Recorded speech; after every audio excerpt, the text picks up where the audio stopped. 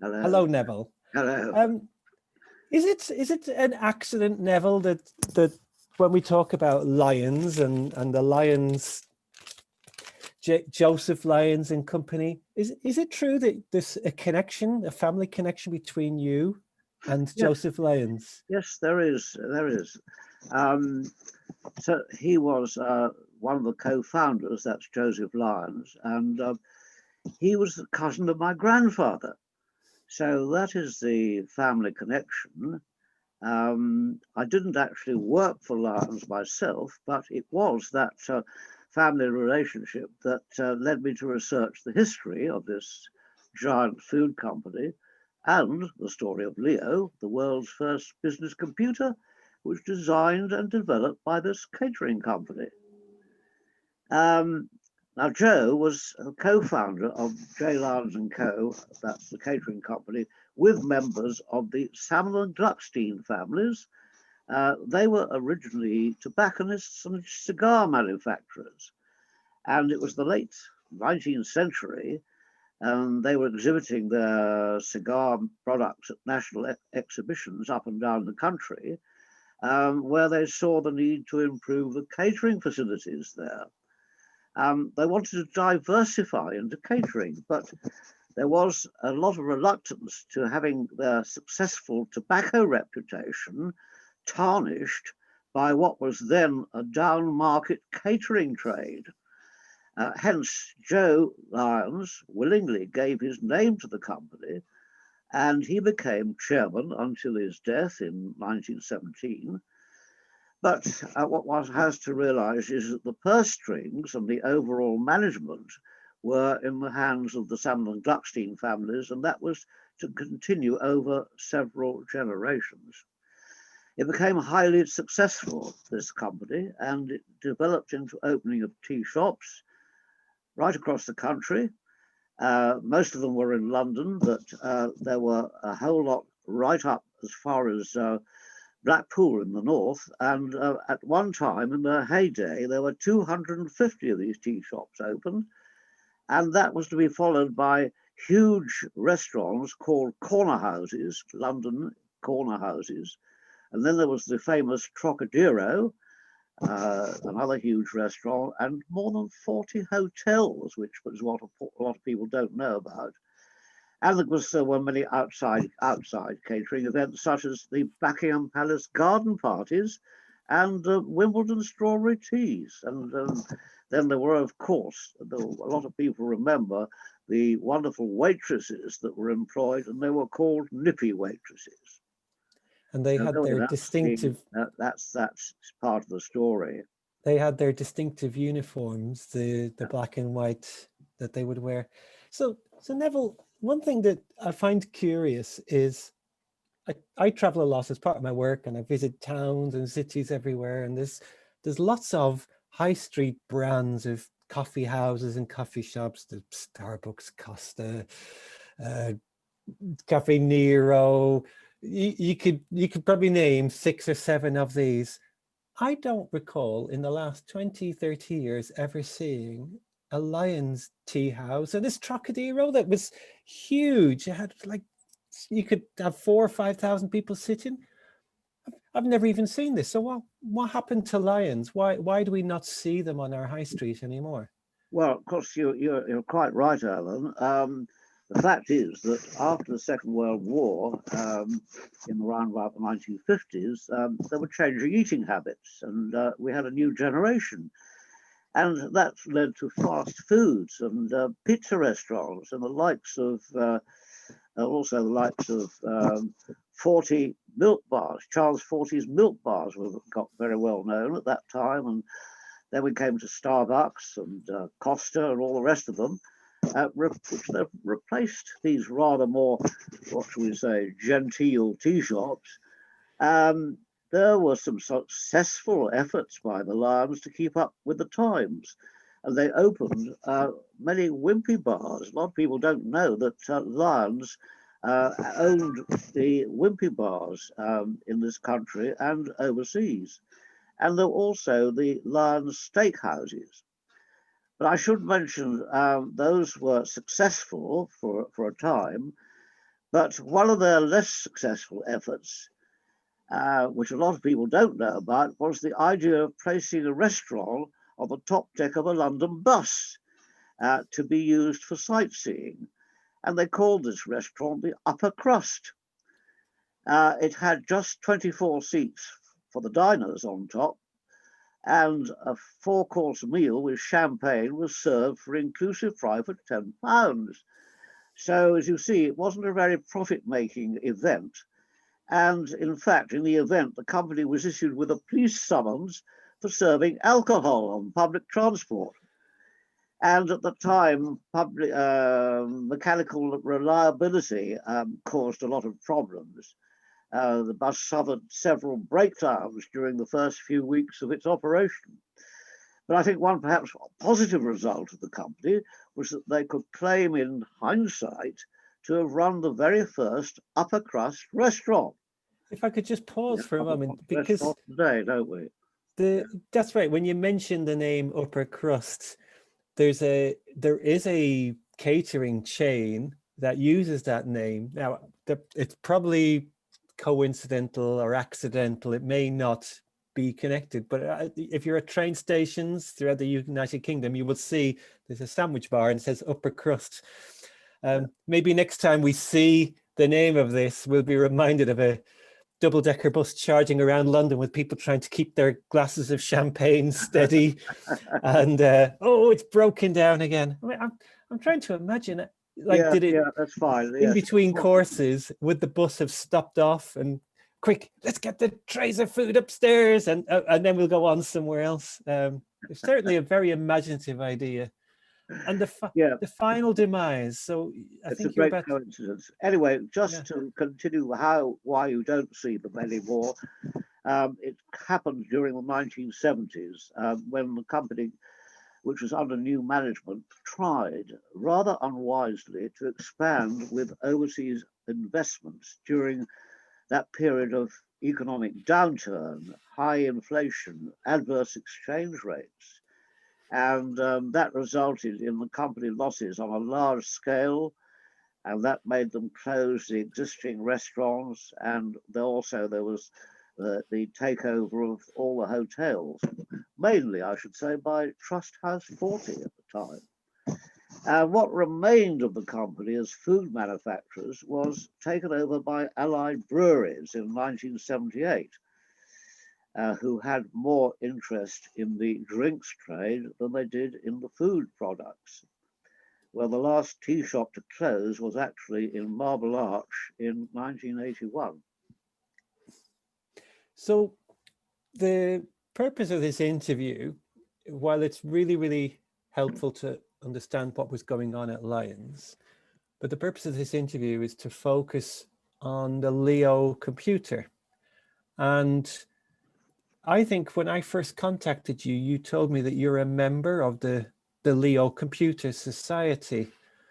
And I hadn't heard of that until recently. And I wondered what might be the purpose of the Leo Computer Society. Do people turn up on a Monday night and bring their Leo computers along? I mean, what happens, or what purpose does it serve? Well, let me tell you that Leo Computer Society is now a registered charity, and it's open for anyone who has an interest in Leo and early computing. And its purpose, as you've asked me, is to promote the history of Leo, which is the world's first business computer, and which was designed and manufactured by J. Lyons, the catering company, which is an amazing thing in itself. And its purpose is to protect and preserve Leo materials and personal memories. Currently, our membership is around 700, which, believe it or not, covers people in 24 different countries around the world who mainly, at one time, worked on Leo. Most of our existing membership worked on Leo computers as part of their careers, but an increasing number have joined because of their interest in this period in IT development. So it's open to anyone who is in fact interested in IT, and membership at the moment is free. The Society has links with many universities, museums, and archives, and with special computing organizations, and members have contributed to conferences. We currently help support a PhD scholar who's based at Middlesex University, and she's completing a thesis on Leo. And for the past 3 years, we've been working in partnership with the Centre for Computing History at Cambridge on a National Lottery Heritage funded project, which is aimed at protecting, to preserve and promote Leo's history. So there's quite a lot going on, although, as you say, we don't meet every Monday evening and have our pint of beer together. We do have reunions, in fact, and but it is mainly done by various meetings and different committees and so on. And as I say, the main thing that's going on is this project together with the CCH in Cambridge. I've been talking to Chris Monk at the CCH, and he's been giving me some insights into what he's been working on. And it looks within a few months or so, there's going to be this amazing archive of photographs and interviews and even a virtual reality. In fact, next year, so at the time of this interview, next year, 2021, the Leo Computer Society will be celebrating the 70th anniversary of Leo. Is that true? That is absolutely right. It was, things started moving right from the beginning, say in 1947, and they started designing and manufacturing design product in 1949. And it was in 1951 that all the preparatory work leading up to the launch of Leo was completed. And during that year, the building of what was then called the electronic calculator, the term computer wasn't really heard of as a product at that stage.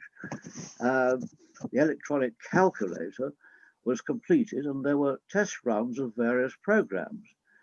And it happened to be in February of 1951 that our present Queen, the then Princess Elizabeth, was shown the computer during a visit to the Lyons headquarters building at Cadby Hall in Hammersmith.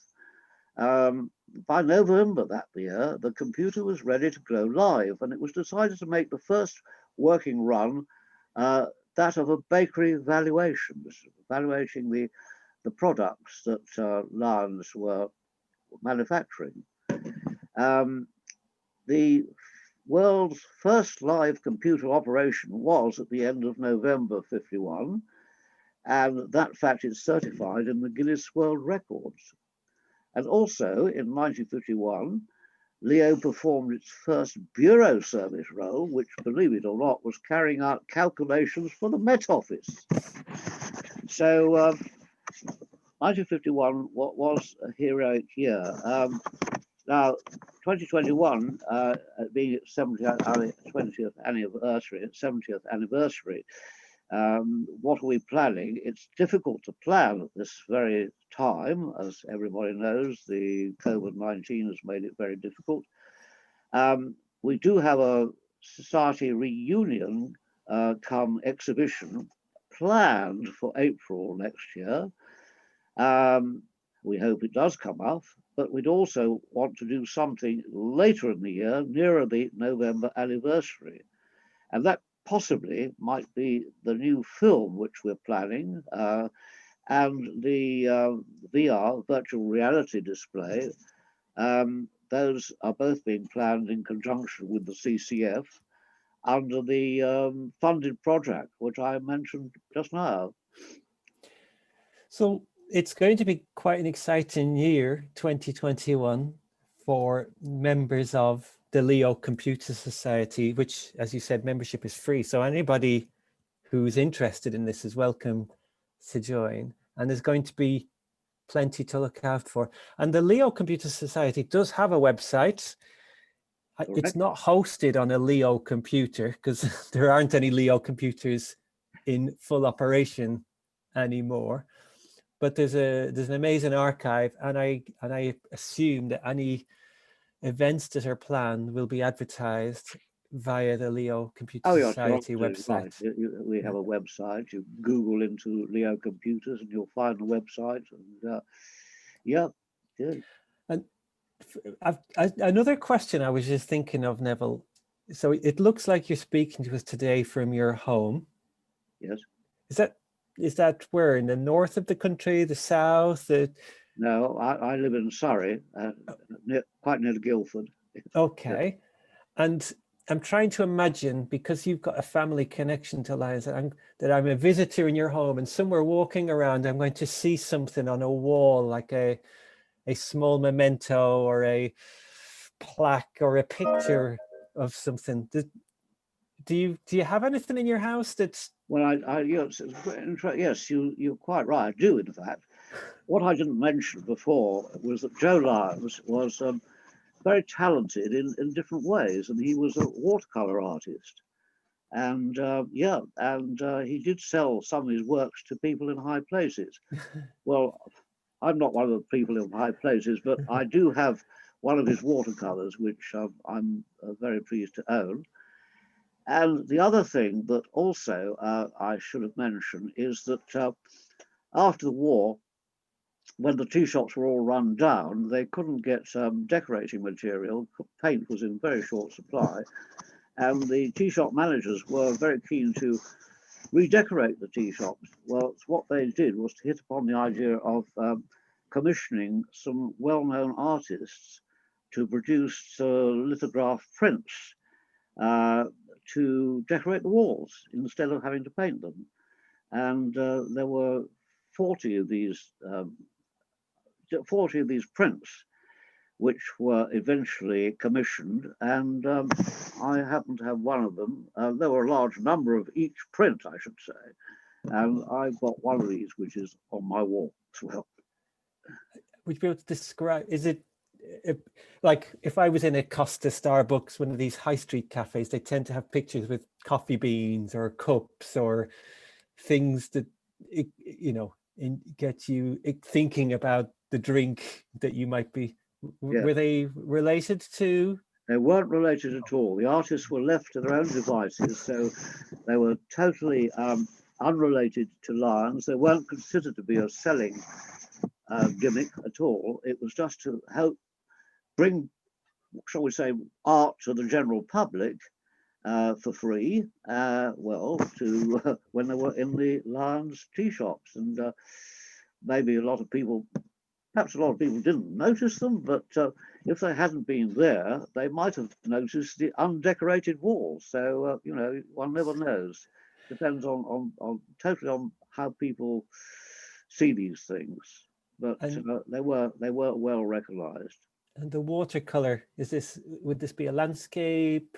No, it happens to be a watercolor of a Middle Eastern mosque. Oh. How he managed to do this, how he managed to choose the subject, I wouldn't know, but it's a genuine watercolor, and so I'm happy to have that. Yes, that's really lovely. Neville, it's been an absolute pleasure to talk to you today, and I look forward to seeing you at some more Leo Computer Society events in 2021 when we're having the 70th. And the 75th and the 80th and the 100th and for years to come. Thank you very much. Thank you.